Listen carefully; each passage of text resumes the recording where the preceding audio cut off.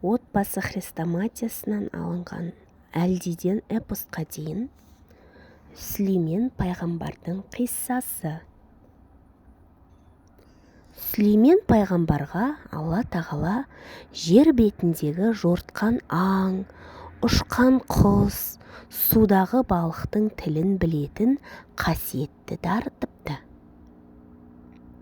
Ол сыртқа шықса, тау, тас, ағаштар өздерінен хабар беріп, кәдеге жаратуын сұрап тұратын.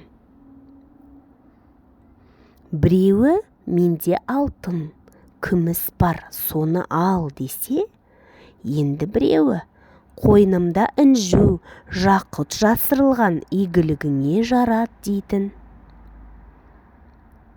Сүлеймен жастайынан шешендігімен, даналығымен көзге түседі. Бірде екі кісі дауласып, Дәуіттің алдына келеді. Біреуі егініме сиырын жіберіп, бидайымды жегізді, бала шағам аш қалды десе, екіншісі егінін қоршап қоймай ма, сиырда ақыл бар ма дейді. Дәуіт әрі-бері ойланып, егіншіге сен астығың үшін сиырын ал деп билік айтты.